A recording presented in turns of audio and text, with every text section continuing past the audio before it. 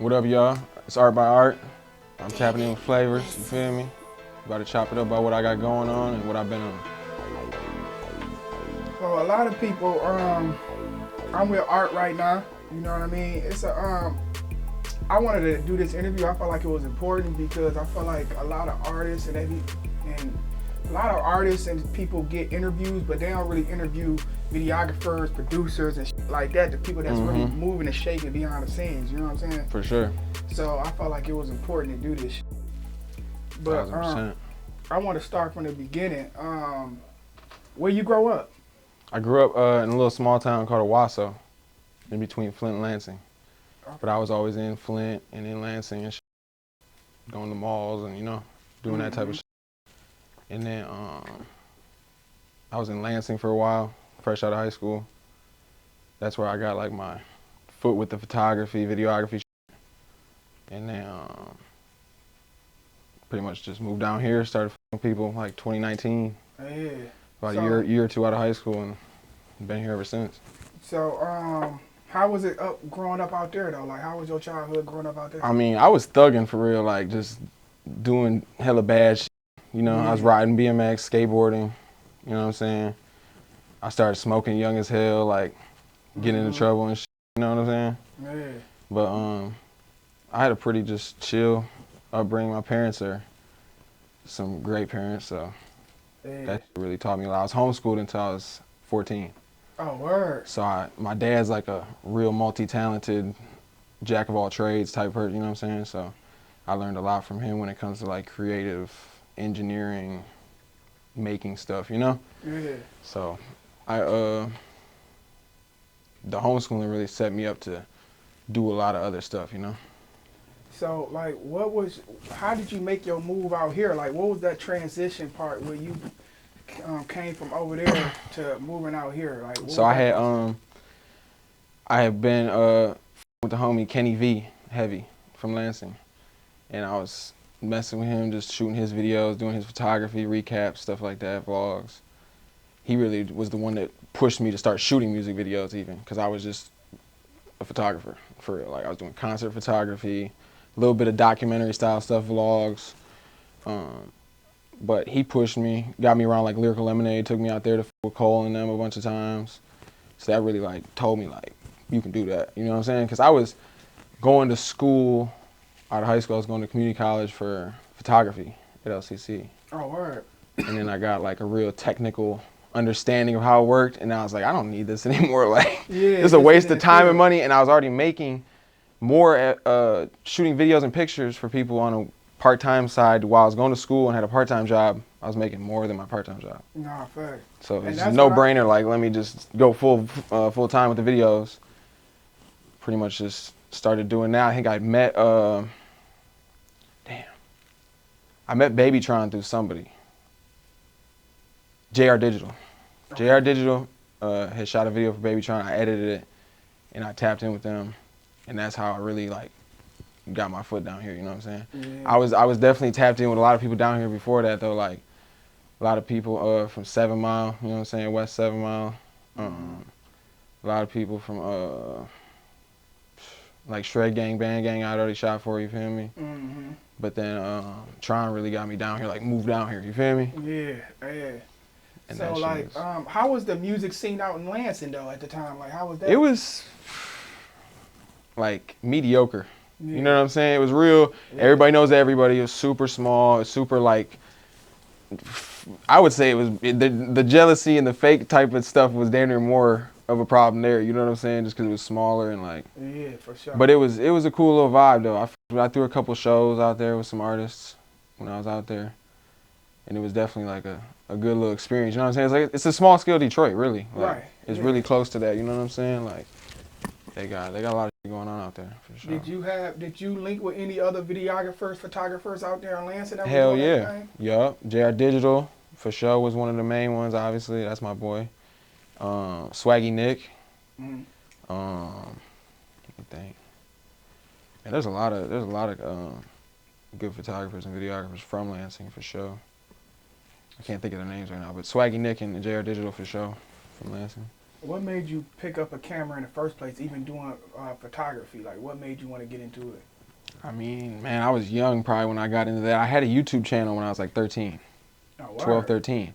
And I had a video blow up. I was doing like tech tutorials and like reviews. Like I review headphones and computer shit. You know, like a that lot. shit Like go crazy. I was on some Marquise Brownlee or some Linus Tech Tips type of time. You know what I'm saying? Yeah. And I had one video blow up. It did like 800,000 in a Damn. year.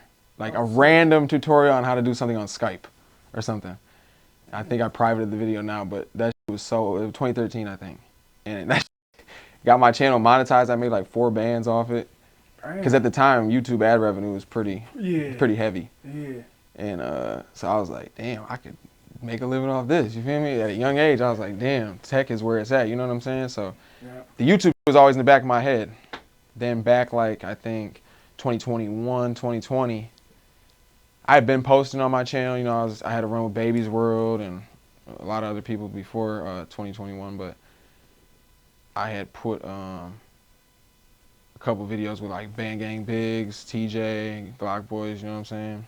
So that was like And that your blew it first- up. That blew up First my time, channel. because I remember you was doing a lot of shit with them. Like, Yeah. that was like your first introduction to like the city, like some real artists out here was the Bandgang. Yep. Probably like, I think the first video I really did for some popping artists from the city was Shred Gang and then Bandgang right around that same time, and Tron, Baby Tron. All right, what year was that? Around what year was that? Man, 2019, Yeah. I would say.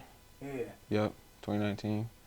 So how do you even get plugged with from Lansing to come out here plugged with like certain artists and shit? Man, I really just, I had connects, you know what I'm saying? I had tapped in with like Shooter Jimmy Yeah. Yeah. through Kenny V, you know what I'm saying? Shooter Jimmy, I met him at a studio with Prada. Shout out Prada Leary, you feel me? Yeah. And that was, I met that whole like Super Kane, all them at that time, you feel me? Yeah. And they kind of just gave me enough of a foundation, and I met enough people through them.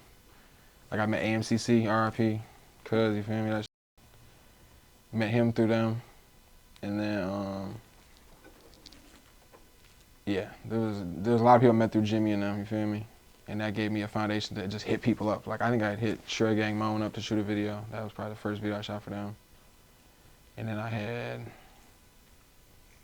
had just hit Tron up, I think, too. After I edited that one video, he'd follow me or something. And I was like, let's shoot. Yeah. You feel me? And then it just turned into, I was coming down there every other, I was living in Mount Pleasant actually at the time. Okay, damn. I had moved up there with a homie because he had a house, and I was just in between cribs. So I'm like, I'm just going to stay up here real quick. And I was driving down to Detroit from Mount Pleasant like every week, like twice a week, damn near, to shoot. You like, fuck that, I'm gonna just shoot. But I was like, why don't I just live here? You feel me? So Nah, facts. got the crib like 2019, moved down here. Yeah. Speaking of Tron, like you was working with him early on too. Yeah, I shot hundreds of videos for him. Like, yeah. Like a ton of my catalogs with him for sure. Like, and it's crazy to look back too, because all those videos, at the time we would do like 100K would be great. Yeah. You know what I'm saying? Oh yeah. And those videos sat at like 100, 200K for a long time. Now I look back, most of them are over 1 million. Oh, word. 2 million views. Damn. And there's hundreds of them. Yeah. So it's like my catalog really shot up crazy on the view side just because of him blowing up, you know what I'm saying? Yeah. But yeah, I've been just kind of, damn, watch out, silent. But no, that shit really helped a lot, for sure. Nah, facts. Like, but you was on him early on though. Like, he wasn't like crazy at the time. You feel what I'm saying? Like, he was working.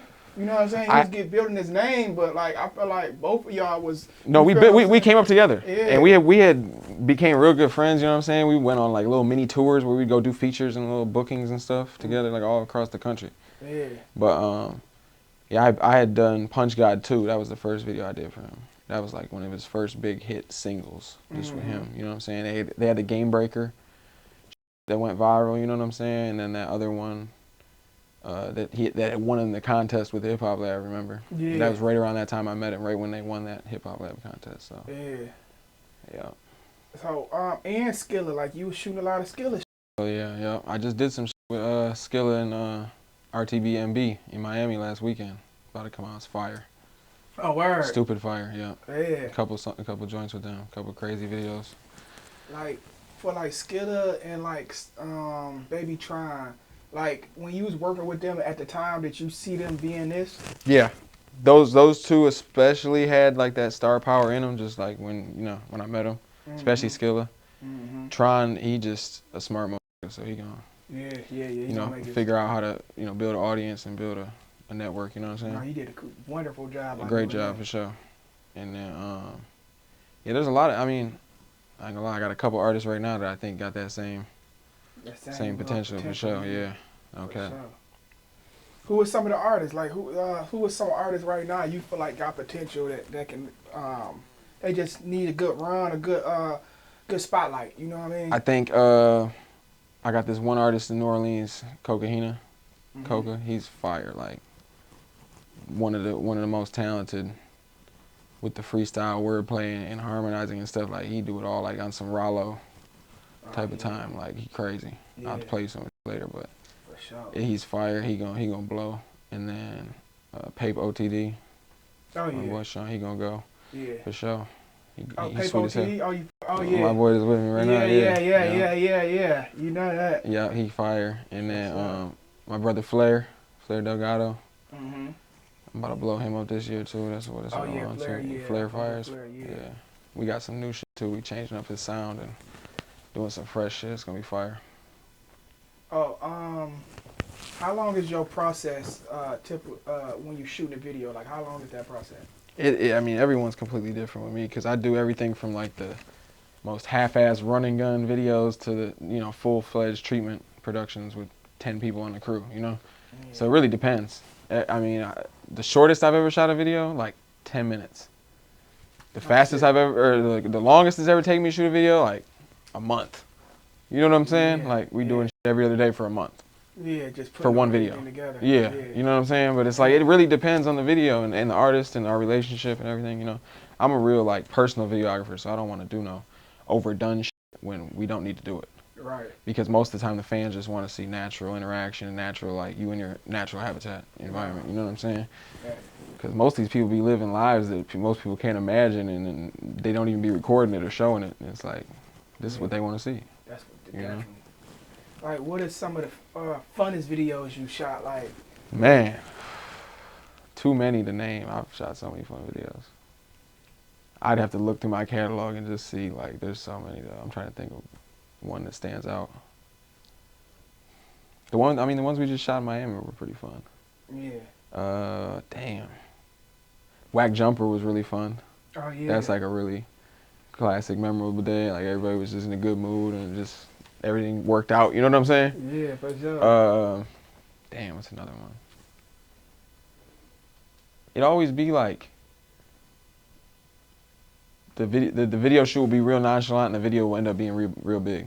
Yeah. Or vice versa. You know what I'm saying? The video shoot will be real big deal and then the video end up being real nonchalant and not end up being what we thought it was going to be, Yeah. So a lot of times the most fun shoots is like the ones you're not even really thinking about at the time, You just living life, I had some really fun ones with Baby's World though. Yeah. For sure. We was turning down in Houston. When we was down in Houston, we was going crazy. Oh yeah, we would get mansions and just have hella strippers over and just shoot for 2 days straight. You did some shit with Sauce Walker and shit. Yeah, we did some shit with Sauce Walker down there. Called what's the name of that song? Can't remember the name of the song. It was fire though. Yeah. That was a fire video. Yeah, I remember that. That was fun kicking it with all them for sure. Their turn. For sure. How long is your editing process? Usually I try to spend like no less than 2-3 hours just to really kind of, and I usually break it up into multiple sessions if I have time. And I'll sleep on it for a day and then I'll come back and have more ideas or stuff to change after I've thought about it for a while, without touching it. So that's what I usually try to do, is come back to stuff and shuffle stuff around, but I'm also kind of a completionist too, so it kind of slows me down if I do that all the time, you know. But I'd say, like on average 5 hours, 6 hours probably. Right. Is it expensive to be a photographer, a videographer? Like as far as like getting equipment, a whole process, like stupid expensive. Some people may not know, you know what I mean? It's like probably the most expensive thing besides like audio equipment. Yeah. Like I would say filmmaking equipment in specific is the most expensive. Then you got like audio equipment, photography equipment. Like the high-end audio, like studio equipment is really fucking expensive, but then there's like cinema cameras that cost $250,000, $500,000, Right. $1 million, $2 million.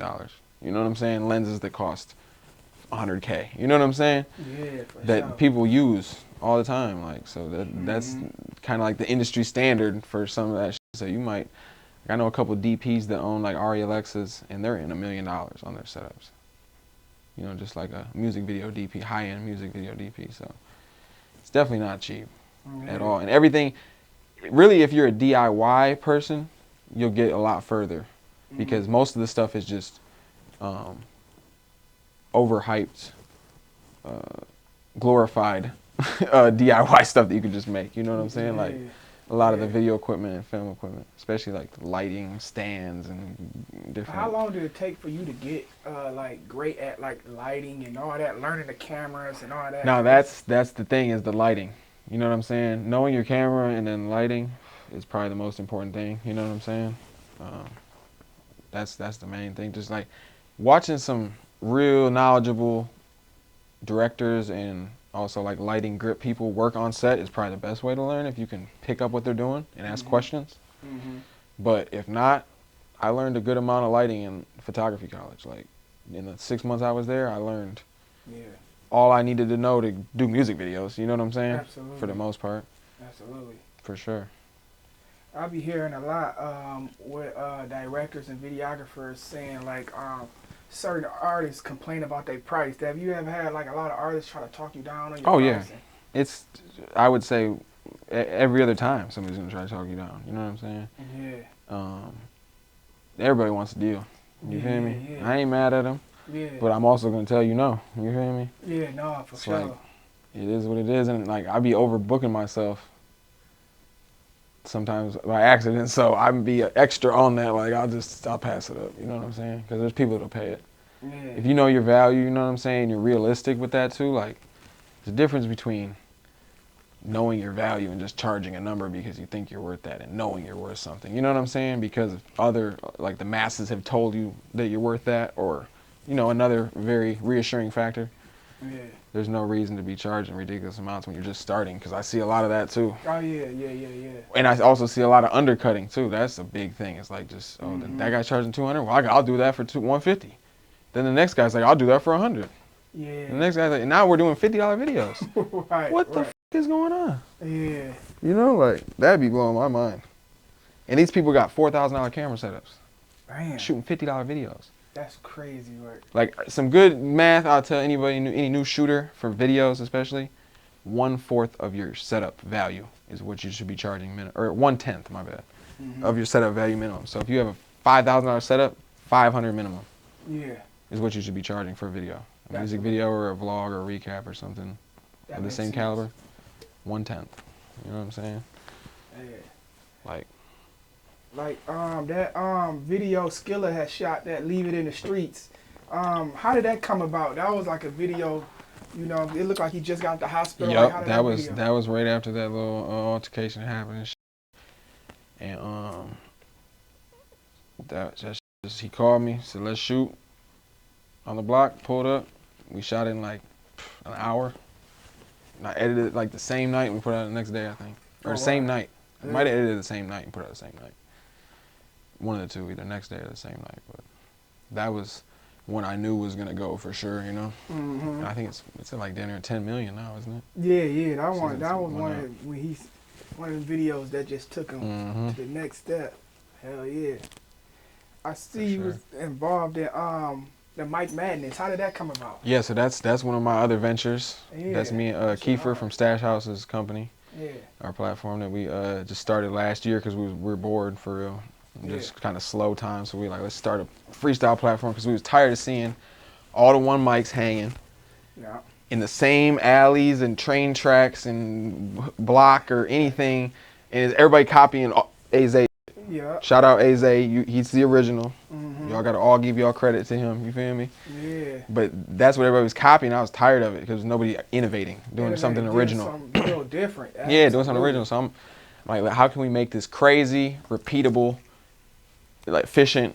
You know what I'm saying? Facts. So we were like, let's do green screen and put the words, because that's one thing too. Like we feel like it's kind of a lack of focus on the lyricism nowadays. You know what I'm saying? A lot of the same words being used, vocabulary and stuff, and then a lot of the real crazy lyricists don't get a spotlight.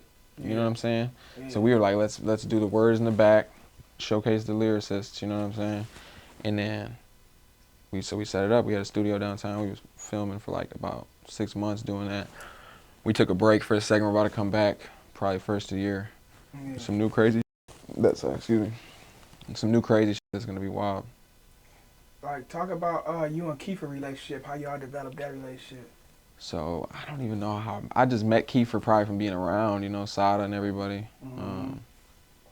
And then we had just locked in because we're very like-minded when it comes to the state of the industry. You know what I'm saying? And what gaps need to be filled and what's wrong with stuff. You know. So we always clicked like that, and then we just kind of just kept collabing on stuff until we came up with the Mike Madness. Yeah. And that's really what took off. Though that went pretty crazy. Like I think we're No, Mike Madness, yeah. It was we're sitting at like 5-10 million views or something total. Oh, yeah. For the channel, it's going up. Like, tell us about Rare Smoke. If I'm not mistaken, he was editing some of your videos early on. That's yeah, man. Shout out Rare Smoke. I don't got the hat. Oh, there it is. Shout out Rare Smoke, man. Yeah. You feel me? That's my dog. You feel me? I've been locked in with him since he was like 15. Oh, word. I met him online. You feel me? He was editing like, you know, edits of people and stuff. You know. And he was trying to tap in with Baby Tron and the Shitty Boys at the time. So we had clicked off that and started turning him up, tapping him in with other people, other Detroit rappers and stuff. You know what I'm saying? And then yeah, he turned up. He's past me now, I would say. You know what I'm saying? Just his catalog wise, he's edited for pretty much everybody in the industry, like from Meek to Future and you know what I'm saying? Great. Like he do everybody. So you been locked in with him for a minute. Yeah, that's like my dog. You know what I'm saying? Yeah. He out here. He just moved out here to Detroit.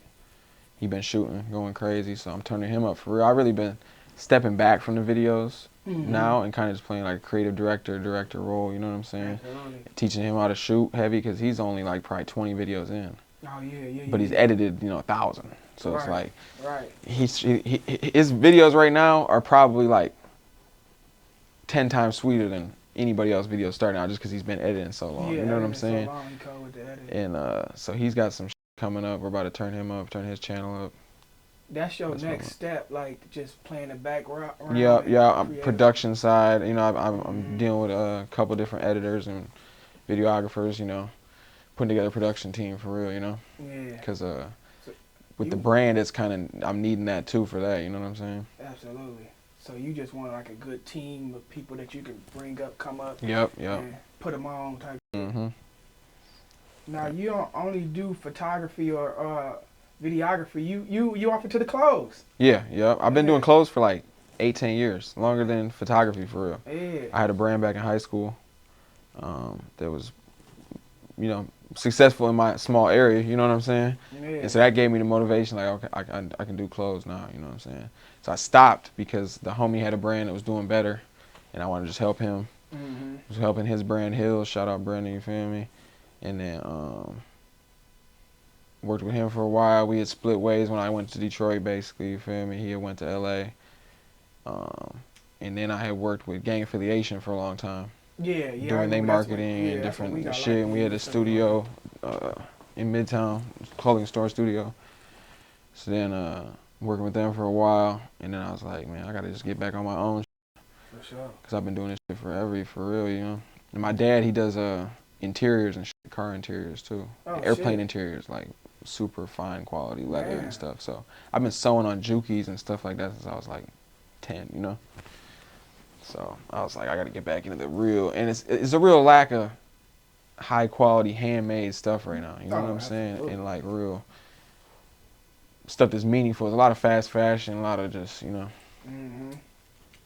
get rich quick schemes, you know. Absolutely. But show them some of your stuff, like show them the hat and everything. Yeah, so this one of the shooter bucket hats. You know what I'm saying? Custom hand sewn, patched up, pinned up. It's got the SD card holder, microfiber cleaning cloth. You know what I'm saying? Your shorts too? Yup, the shorts. These some of the Playboy Playboy shorts, you feel me? Pin-up shorts with the Playboy magazines in them. But everything's like vintage reworked. Yeah, put some of this out too. Damn, let me put this in my pocket.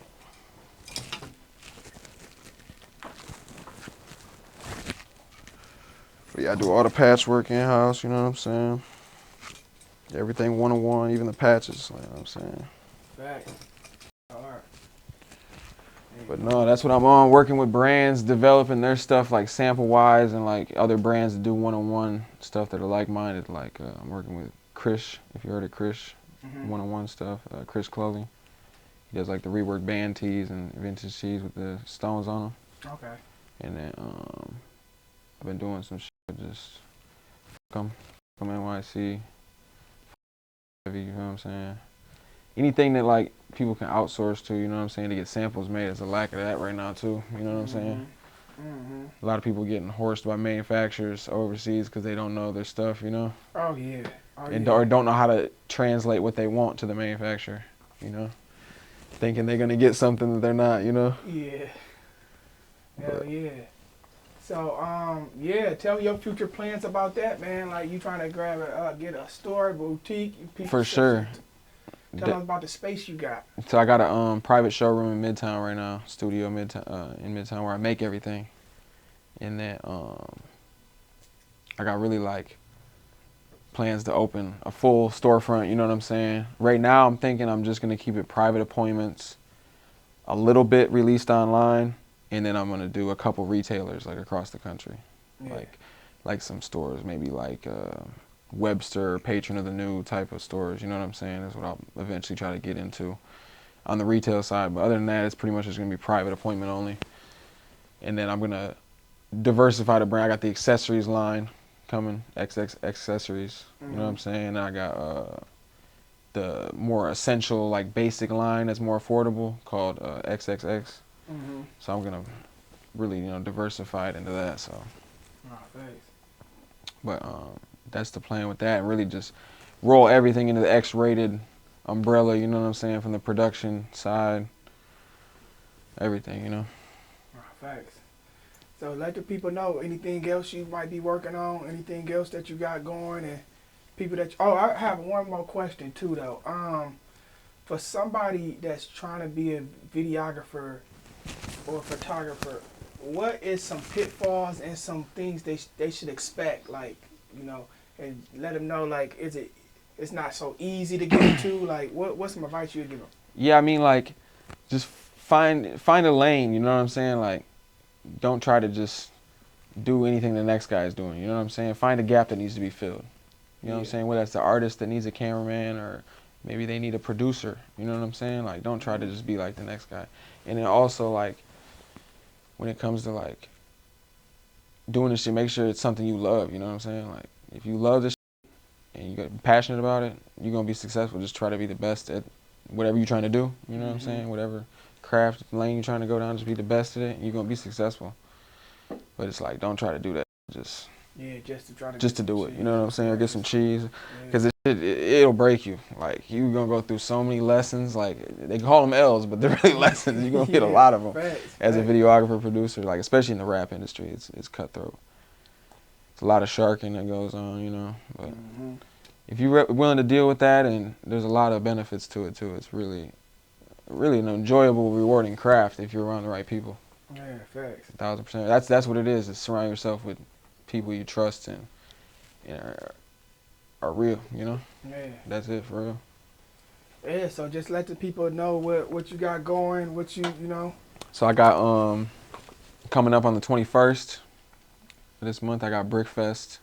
My dog Eli, Jesus Smokes, throwing that festival with Tron and Louis Ray, YNJ, and a ton of other artists. But I'm doing a couple giveaways at that for credit towards X-rated gear at private shopping appointments. So stay tuned for that. I'm posting a flyer, how to enter and stuff. It's gonna be fire. Sure. I think I got probably like 10, 20 videos on ice right now. That's crazy. That's just waiting to come out. You know what I'm saying? I got a bunch of stuff with RTBMB. I got stuff with my artist Coca. I got shit with Another one of the artists I fuck with out in Flint heavy, Slade. He's fire. I got some shit coming. It's art by art. I'm signing out with flavors, man. Yes, sir.